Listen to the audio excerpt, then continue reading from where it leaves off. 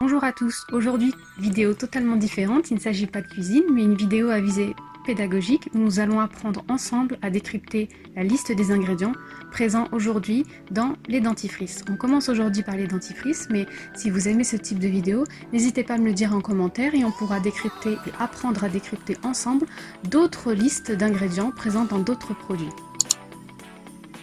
Si vous êtes nouveau, bien évidemment, n'oubliez pas de vous abonner. La première substance à éviter,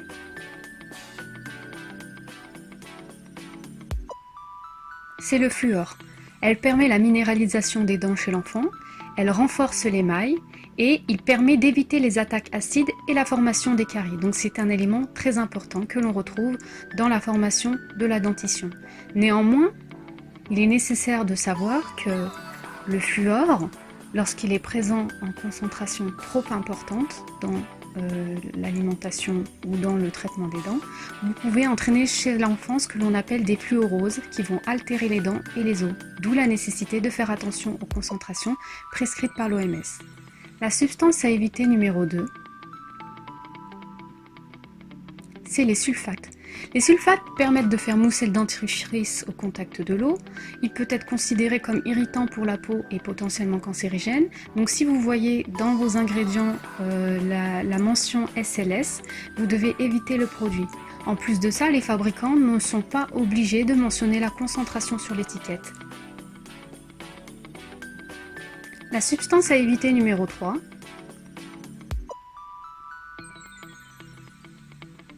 il s'agit du plus communément appelé dioxyde de titane. On en a énormément entendu parler dernièrement dans les informations. On l'appelle aussi E171 ou colorant blanc. Il peut circuler dans le sang, c'est ce qu'on appelle les nanoparticules, et il est potentiellement cancérigène pour l'homme selon l'OMS. Il n'a absolument aucun intérêt dans un dentifrice à part lui donner une couleur blanche. Le dioxyde de titane, c'est un colorant que l'on trouve également dans d'autres produits, et vous allez voir que c'est un élément très présent dans notre quotidien.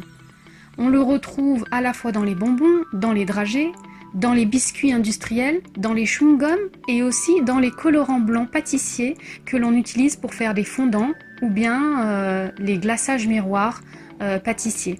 Donc faites attention quand vous voyez la mention E171, il s'agit de nanoparticules qui peuvent aller jusqu'au cerveau. La substance à éviter numéro 4, c'est le triclosan. C'est un antibactérien qui est présent dans les dentifrices, mais aussi les cosmétiques et les liquides vaisselle. Il a été suspecté d'être un perturbateur endocrinien et les perturbateurs endocriniens peuvent avoir une influence lors de la croissance des enfants, donc au niveau des enfants jeunes et des adolescents.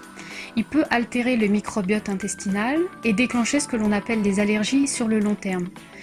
À terme, on peut avoir ce qu'on appelle aussi des perturbations du système immunitaire. Donc, un conseil, l'OMS n'a pas encore tranché sur cette question-là, mais par prudence, vous pouvez l'éviter, surtout si vous êtes soumis à risque ou que vous êtes polypathologique.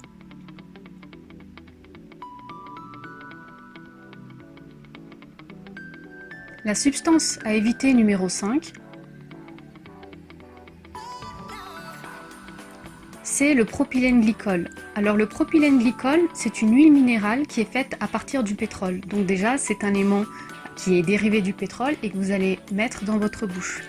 C'est un élément qui est utilisé comme solvant et il est considéré par l'EPA comme hautement toxique. Donc décortiquez bien vos étiquettes et dites-moi en commentaire si dans vos dentifrices ou dans d'autres produits, vous avez déjà identifié le propylène glycol.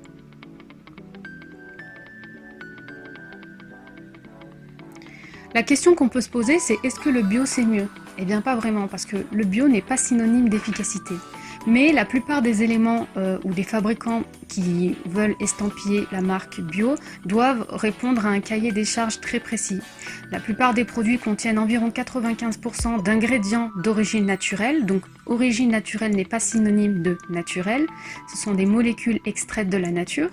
Mais l'avantage des dentifrices bio, c'est qu'ils ne contiennent moins de parfums, ils sont souvent fabriqués avec ce qu'on appelle du bicarbonate et ils sont très intéressants pour les personnes qui souffrent de dents sensibles. Néanmoins, si vous cherchez d'avoir un dentifrice qui a du parfum, vous pouvez oublier avec les dentifrices bio. Alors on peut se dire à partir de là qu'on peut éventuellement se tourner vers la pharmacie. Eh bien, sachez que si vous avez des soucis dentaires très particuliers, votre dentiste peut vous prescrire un dentifrice qui est adapté et qui sera délivré par un pharmacien.